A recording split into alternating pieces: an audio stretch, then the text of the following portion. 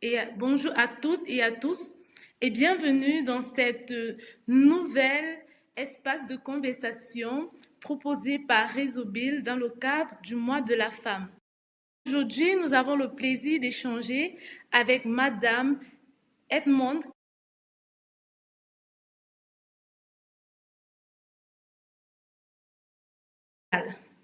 Merci beaucoup d'avoir accepté cet échange avec nous. Pour commencer, j'aimerais revenir sur votre parcours. Madame Kaboré, déjà, merci d'avoir accepté de participer à cet échange avec nous.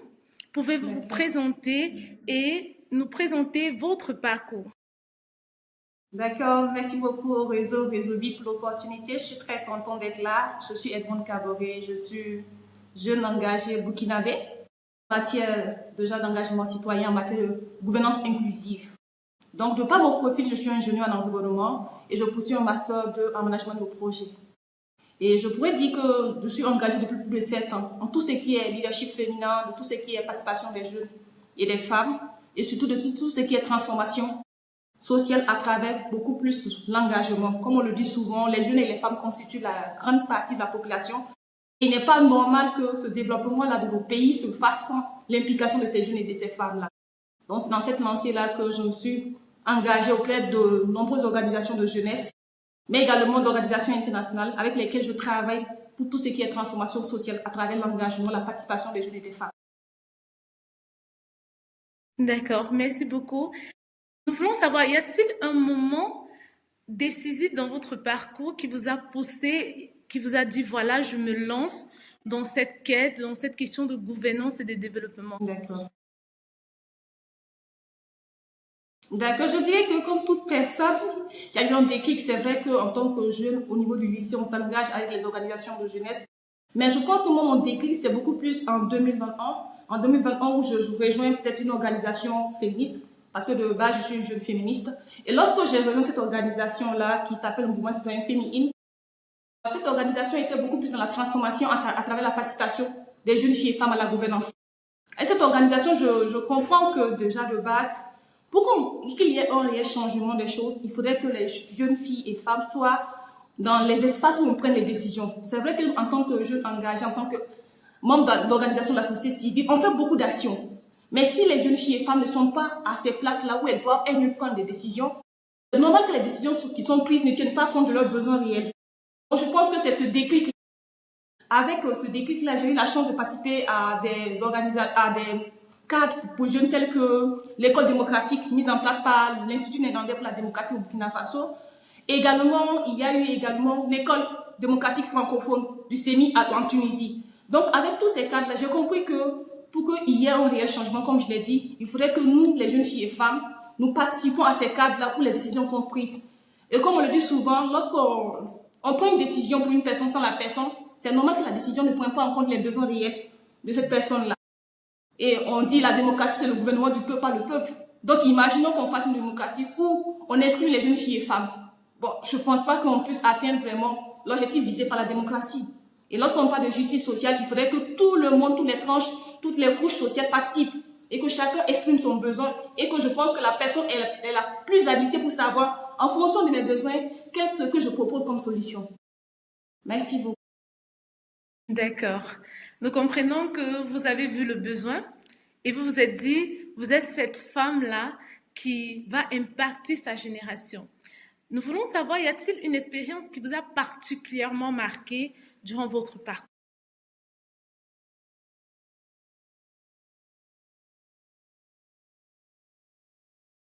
J'ai eu la chance de coordonner ce qu'on appelle le Fonds féministe des jeunes filles rurales. Et on a décidé avec ce fonds-là de faire les choses différemment. Habituellement, vous allez vous rendre compte que lorsqu'il y a des financements, on impose des projets aux organisations en milieu rural.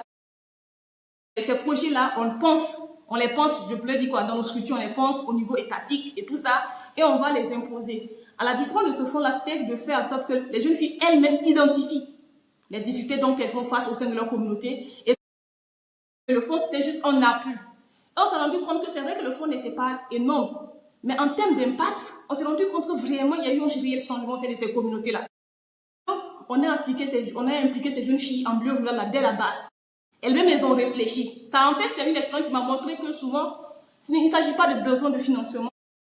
Il s'agit de donner la place, l'opportunité à ce que ces populations qui sont dans ces zones rurales-là, qui pour la plupart ne bénéficient pas des offres comme ceux qui sont en milieu urbain, de réfléchir eux-mêmes aux problèmes dont ils font face, parce que c'est les premiers concernés. Et lorsqu'on les implique et qu'ils eux-mêmes réfléchissent aux problèmes et trouvent eux-mêmes des solutions, je vous assure que l'impact est un peu plus grand que comme on le pense.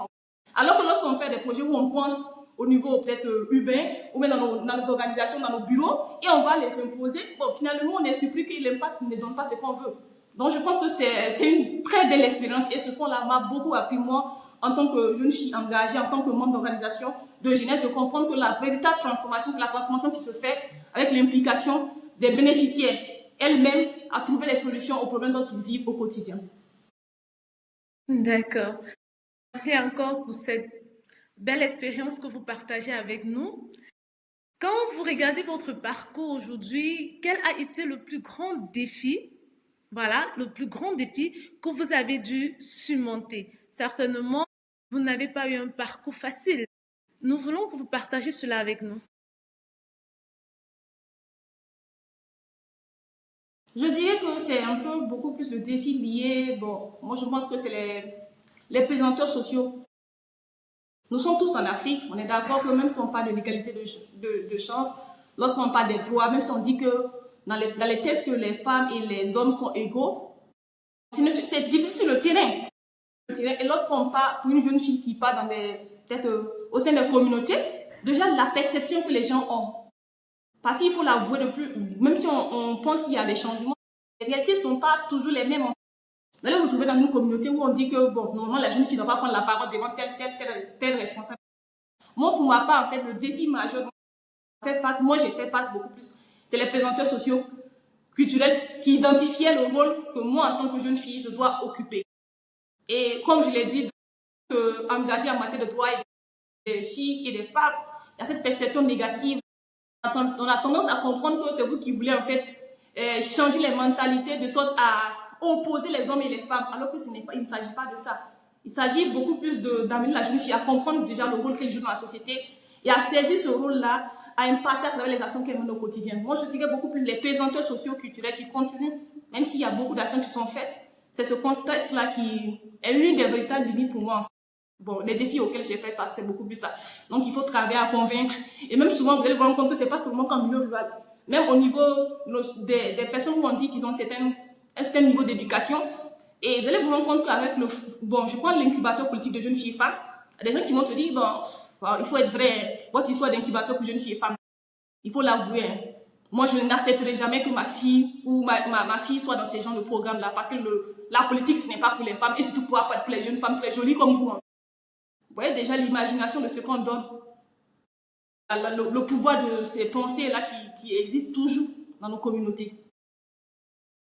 D'accord. Nous voyons bien que des facteurs socioculturels sont un grand frein à l'avancée de la jeune fille dans le monde de l'entrepreneuriat, que ce soit dans le monde du leadership. Aujourd'hui, on parle beaucoup de leadership féminin. Exactement. Selon vous, qu'est-ce qui caractérise une femme leader dans notre contexte africain aujourd'hui? La femme leader, je dis, souvent c'est très quelqu'un mais après la femme elle-même veut pas sa base, elle est leader. La difficulté c'est que peut-être qu'elle ne prenne pas conscience qu'elle est leader. On va prendre juste l'exemple de Ja dans la famille. En tant que jeune fille de Ja, il y a ce caractère de rassembleur, ce caractère de prendre soin, ce caractère de penser aux autres.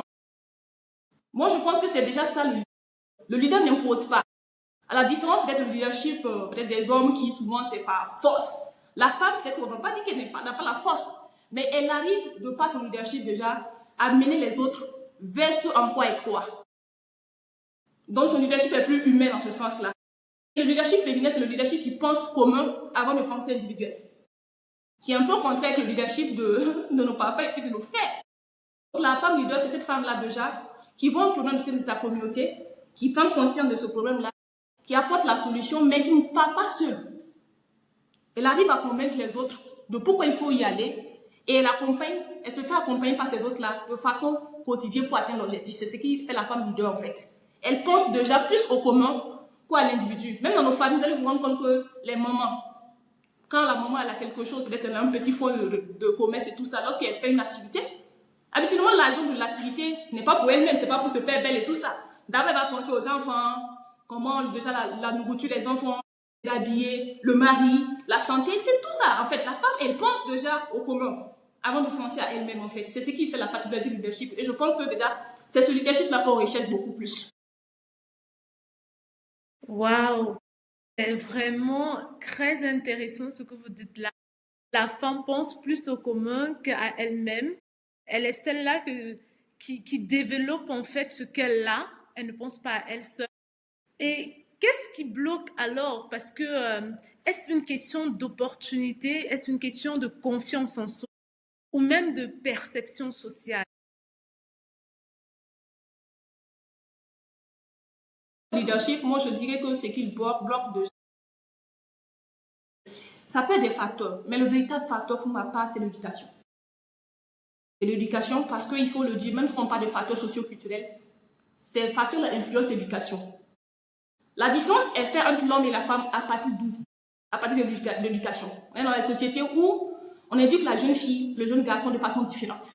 On te dit en tant que jeune fille, voici les rôles que tu dois faire. En fait, on t'oblige à être dans un carré, comme on le dit souvent.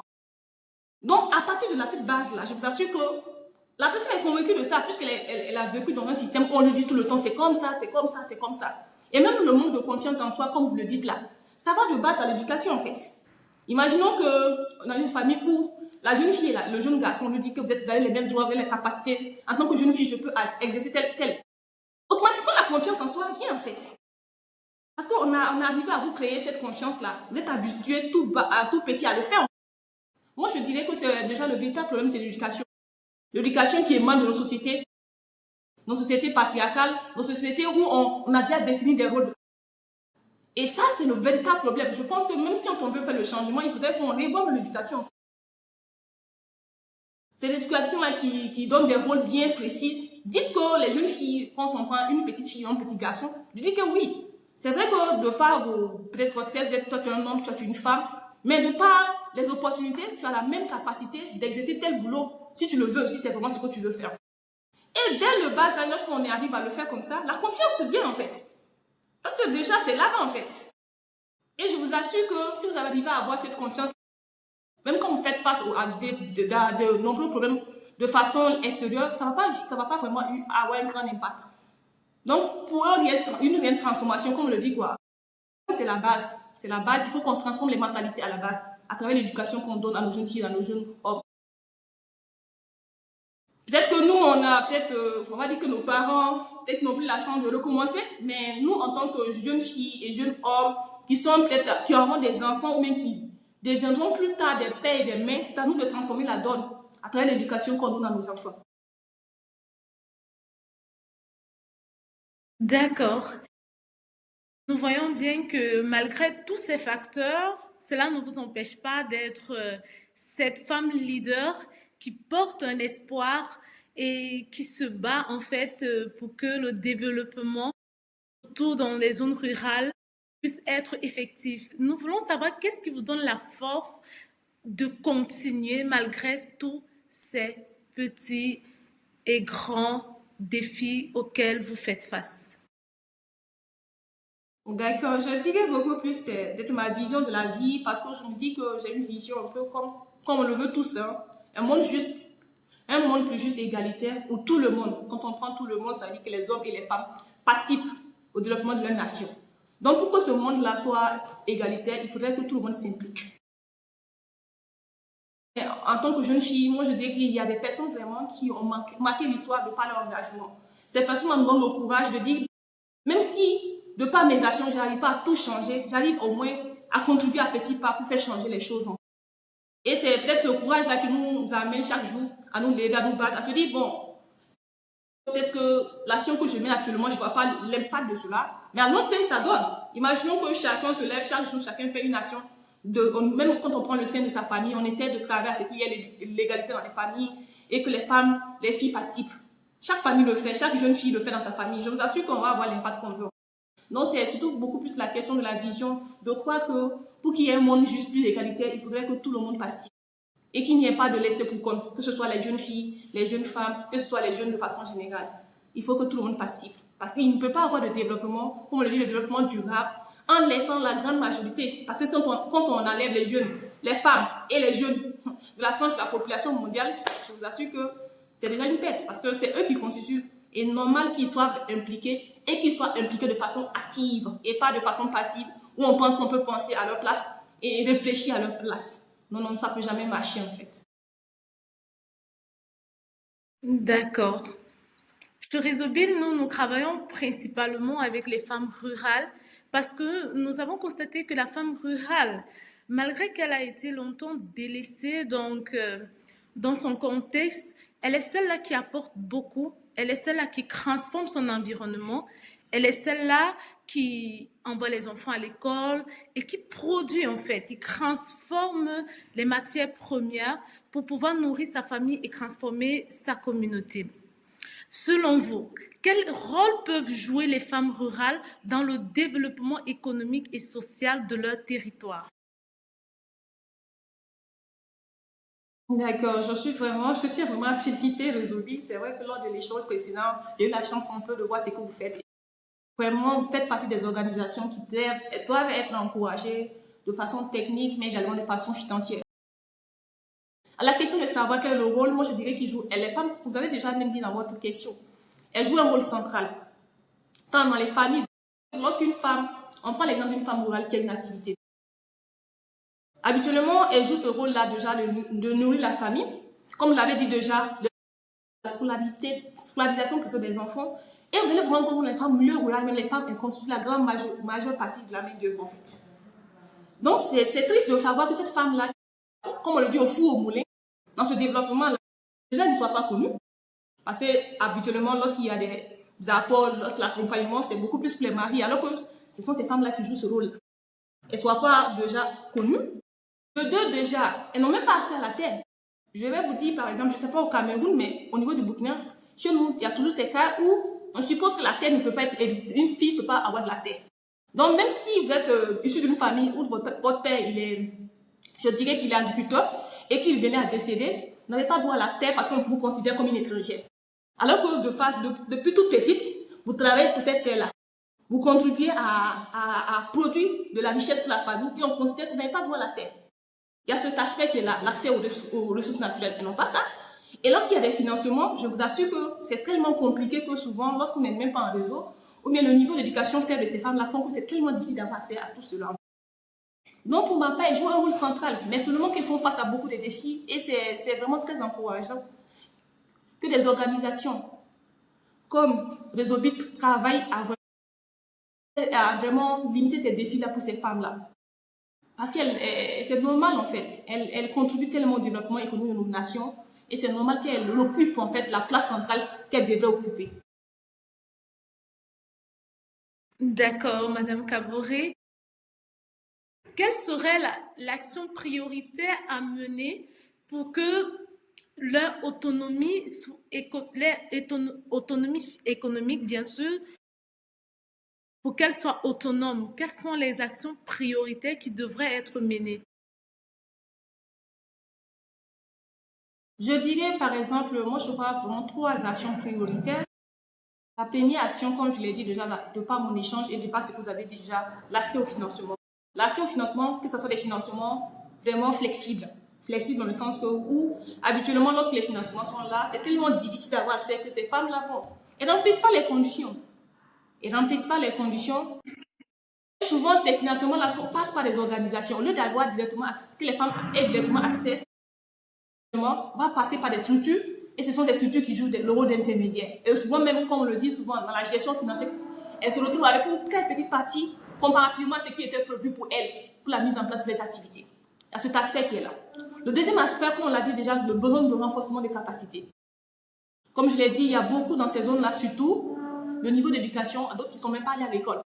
Mais il faudrait vraiment trouver des alternatives déjà pour renforcer les capacités, que ce soit dans le milieu entrepreneuriat, vers, comme vous l'avez dit, avec la formation appropriée.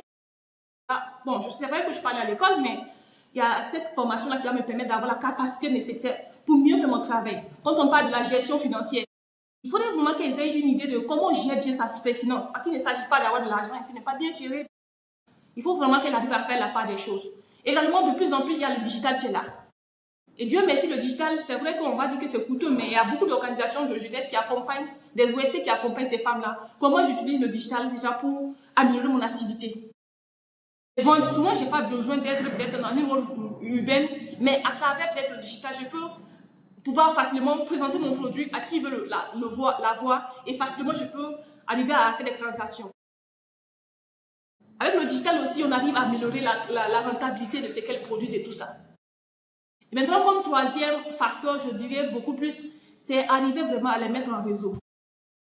Parce que vous savez très bien que lorsqu'on est une individu, en tant qu'une seule personne, c'est difficile. Mais lorsqu'on est en réseau, ça donne la confiance peut-être au bailleur ou aux structures de vous accompagner. Parce qu'on dit que c'est une seule personne, ça sera peut-être... les risques de perte sont énormes, mais lorsqu'on est en réseau, dans un réseau, chacun apporte quelque chose. Et ces réseaux-là, souvent, ici, par exemple, il y a ce qu'on appelle les AVEC. Avec ces réseaux-là, il y a cette possibilité-là les femmes elles-mêmes font des cotisations, elles arrivent vraiment à se donner un peu. Donc, à tout le rôle, chacun peut peut-être, à travers les cotisations qu'elles font, en cas de besoin, tu peux utiliser l'argent pour faire des activités et rembourser en fait à des taux très faibles par rapport aux banques. C'est beaucoup plus ces trois facteurs principaux que moi je vois à mon niveau. D'accord, merci beaucoup. Pensez-vous que nous assistons à un tournant dans le leadership féminin en Afrique? Oui, je dirais oui. Hein. Je dirais oui parce que déjà de base, voici Madame Florence, est dans un domaine où on disait que c'est un domaine pour hommes déjà. Vous voyez, de plus en plus on voit des femmes, des jeunes filles dans des domaines où on dit c'est des domaines, ah c'était pour les hommes, là c'est réservé, c'est trop technique pour une femme. Donc je pense qu'il y a eu des avancées. Et des avancées dans le sens qu'on voit des femmes dans les sphères de décision, dans des postes où on n'imaginait pas. Il y a 5, il y a 10 ans, il y a 20 ans, on n'imaginait pas une femme occuper ces postes-là. Il y a des avancées de plus en plus parce qu'il y a des femmes, peut-être comme certaines organisations féminines, qui s'affichent, qui défendent les causes des femmes, qui accompagnent les femmes au quotidien, qui permettent à ces femmes-là déjà de trouver des solutions. Donc je pense qu'il y a des avancées. Peut-être c'est qu'il faut noter que certes il y a des avancées, il y a beaucoup de défis. Et je pense que déjà, ce sont ces défis-là qui nous motivent au quotidien. Parce que comme on le dit souvent, quand tout est parfait, on bresse le bras. Mais lorsqu'on se dit vraiment qu'il faille vraiment travailler à améliorer davantage. Et malheureusement, dans les pays comme les nôtres où on fait face à des conflits, les pays où il y a la guerre, il y a comme il faut vraiment travailler parce qu'il y a certaines atteintes qu'on a atteintes, il y a certaines avancées. Et mais on se rend compte qu'avec le contexte, ça fait qu'il y a certaines avancées qui reculent encore. Peut-être qu'il y a des tests qu'on a votés qui étaient favorables à l'amélioration des conditions de vie des femmes, mais malheureusement aussi, vu le contexte, il faut vraiment travailler de long à l'aine. Sinon, je pense qu'il y a beaucoup d'avancées. On est tellement maté de leadership féminin, on peut être fier de nous, du parcours déjà fait, mais ce n'est pas un parcours de fierté de rester à notre place. Une fierté à avancer davantage, à contribuer davantage, parce que ça nous montre aussi qu'il y a la possibilité d'atteindre ce qu'on veut, et peut-être qu'un environnement juste plus égalitaire, on va l'atteindre. Peut-être pas maintenant, oui, mais à travers les actions quotidiennes qu'on mène de façon individuelle au sein de nos organisations, les structures qui appuient ces femmes et ces filles-là, on puisse l'atteindre un jour, c'est un peu ça. D'accord. Si vous deviez imaginer l'Afrique dans 20 ans, quelle place souhaiteriez-vous voir la femme occuper dans nos sociétés?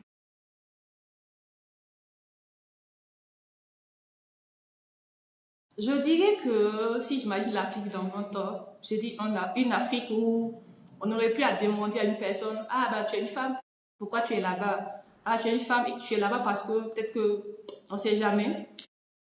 C'est une opportunité par, comme on dit quoi, par canapé et tout ça, non. Une Afrique où on est plus surpris de voir telle ou telle personne, telle femme à tel poste. On se dit, oui, c'est normal. Elle a la même capacité, donc elle a le droit d'y être. Une Afrique où, moi en tant que jeune fille, en tant que jeune femme, j'ai plus peur de choisir un métier sans jugement du fait que ça c'est un métier pour homme, mais toi une fille, tu vas faire quoi là-bas. Une Afrique, jeune fille et jeune homme, hommes et femmes, sans aucune distinction, chacun participe au développement de sa nation en apportant ses capacités, en apportant ses compétences, en apportant ce qui sait faire valoir le plus.